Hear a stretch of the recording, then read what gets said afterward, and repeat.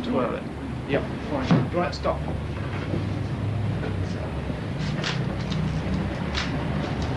Good.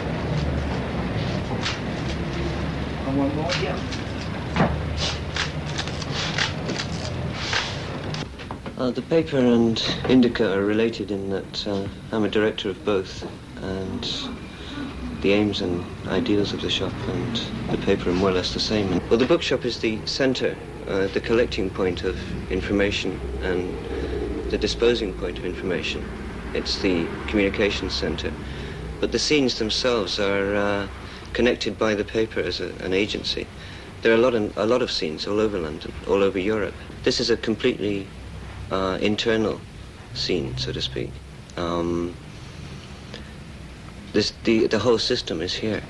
We have our own publishers, our own filmmakers, our own theatres, nightclubs. It's a complete society.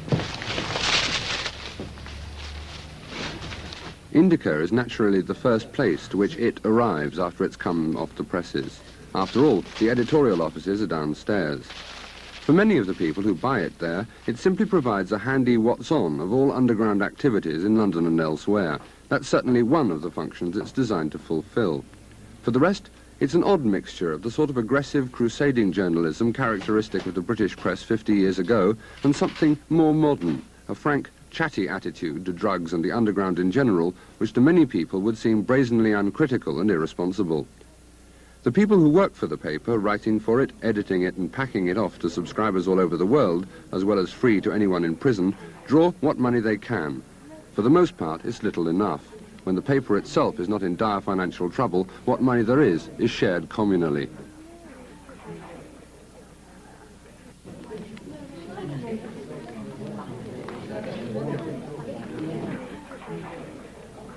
Even though everyone is sort of getting on very well in this society we've got, it's a bit too controlled, you know, because you suddenly, you want to go and do something and somebody says, oh, no, subsection B, clause A, you can't do that, you know. And you say, well, why not? Because, you know, I'm a human being and that, and haven't I got my rights?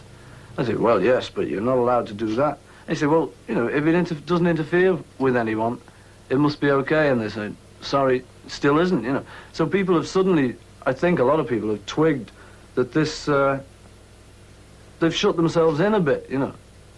They've got all these rules for everything, rules of how to live, how to paint, how to make music. And it's just not true anymore, you know. They don't work, all those rules, because you can't apply them, because it means then that you're assuming that you know it all, you know, and the primitive man, us, and something else, you know, and we don't know it all yet. And so all of this gang of people from International Times, Indica, and the whole scene, you know, is trying to see where we are now and see what we've got around us, see any mistakes we've made, straighten them out. You know, it's just a straightforward endeavor kind of thing, you know, just to do something. Yeah. Other than what's been done before, because what's been done before isn't necessarily the answer. There could be another answer, you know. One place where another answer has been attempted is the Roundhouse, a huge domed building which used to house a train turntable and now houses plays, parties, bizarre bazaars and light and sound shows. It's the Underground's experimental theatre, nightclub and marquee rolled into one.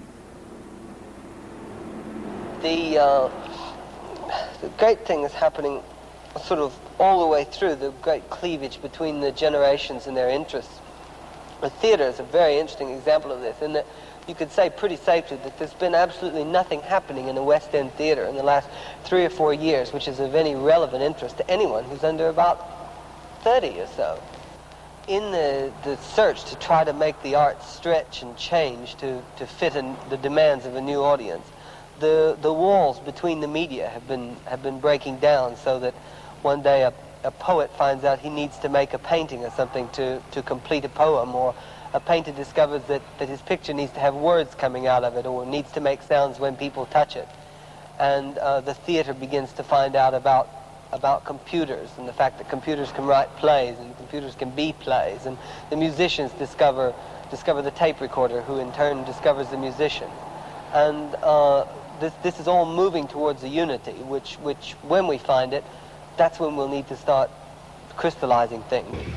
Throughout the scene, there is a deeply felt dissatisfaction with the theatre, both as a building and as a form. To them, it is an absurd situation to have special places for plays, plays where the audience is separated off arbitrarily from the action by the convention of the stage area. A happening, in their sense, is a play, just something going on within an environment, something which overrides the distinction between actors and audiences. This takes place, for example, in a bookshop basement. The scene from the People Show is an intense self-mocking ritual in which the actors disembowel a man and dissect his dreams and achievements in a grotesque parody of a butcher's shop.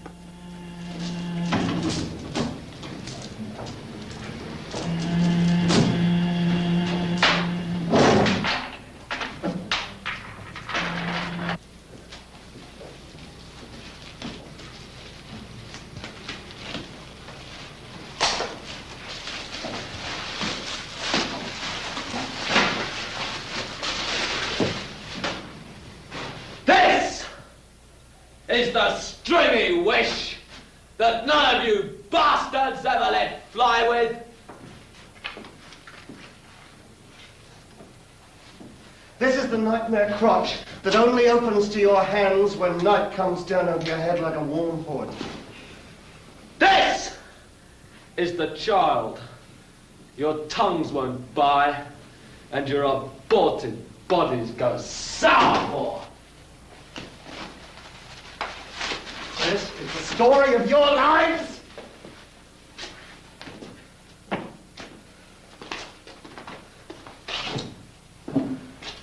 These are the trophies, the shedskins, the old dreams, the left placentas of the little birds of vanity that young men think they can race across the roofs of the city like pigeons.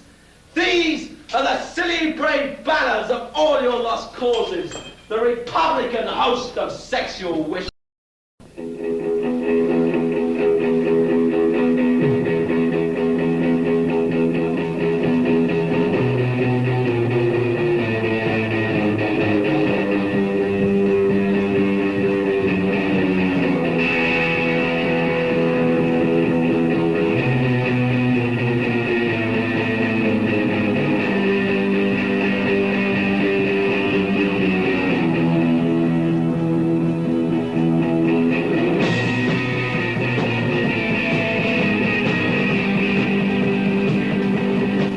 Pink Floyd, once called the Underground's House Orchestra. On Friday nights, they and other groups play at UFO, UFO, Unidentified Flying Object, a nighttime environment where films, projection and music make the Underground's nightclub a huge entertainment scene. For the rest of the week, it is improbably an Irish dance hall. It's here that the Underground becomes most obviously a young people's movement. The only people over about 30 are reporters come to investigate what's going on. They're treated with amused tolerance by the people they're investigating. One of the aims here is to make music a felt experience, to make the patterns of light and sound merge and fuse deep inside each listener. The attempt has been called psychedelic or mind-expanding. Psychedelic is a silly term used by commentators as a blanket word to cover anything they don't fully understand. If this is psychedelic, then psychedelic music may be with us for some time. Many people claim it to be the next popular music, music as experience, not as melody.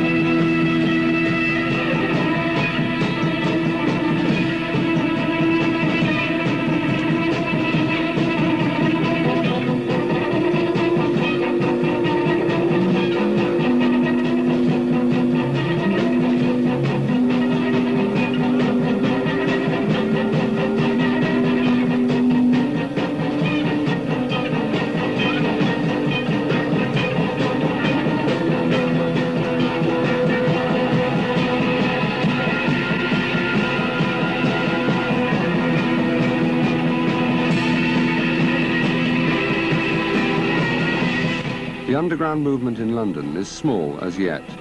Elsewhere, it has become a great force.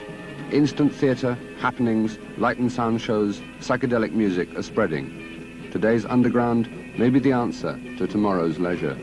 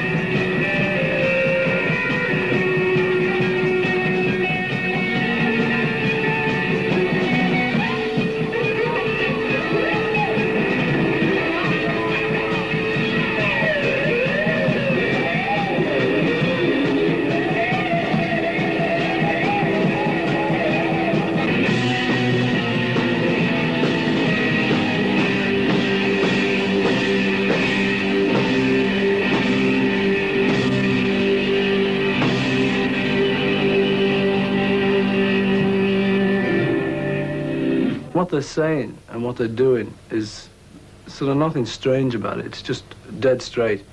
But it's that they're talking about things that are a bit new, you know, and they're talking about things which people don't really know too much about yet. And so they tend to get, you know, people sort of put them down a bit and say, you know, weirdo, psychedelic and things. But it's really just what's going on around, and they're just trying to look into it a bit. So next time you see the word, you know, like sort of any word, any new strange word like psychedelic, you know, drugs, the whole bit, you know, freak out music and all of that, don't immediately take it as that, you know, because your first reaction's got to be one of fear, you know. The fact that young people now have been through 2 wars and have been shipped all over the world and have been fighting in Europe, Americans fighting in Europe, Europeans fighting in Africa, all over the place. There's definitely this kind of new maturity and affluence. Young people have more money. They're not attached to a geographic location. They're not attached to family purse strings, and they're much more independent. And I think it is much more than just an arts revolution. It's a growing up. It's a maturing. I mean, youth feel that they can make a lot of decisions for themselves now that older people wanted to make for them before. In London, it's still embryonic. The scene hasn't got very far at all. In Amsterdam, it's reached very large proportions. It's becoming a very big force there, and people are getting worried by it, the older generation. But of course, the answer they have is perfect. The young people are quite prepared to wait for the older generation to die off. If you don't know anything about it, you can sort of trust that it's probably going to be all right. It's probably not that bad, because like it's human beings doing it, and you know vaguely what human beings do. And you know, they're probably going to think of it nearly the same way you would in that situation. And that's true, you know, you can trust to the fact that things are generally not as bad as you make them out to be. It's So, far out, it's straight, down.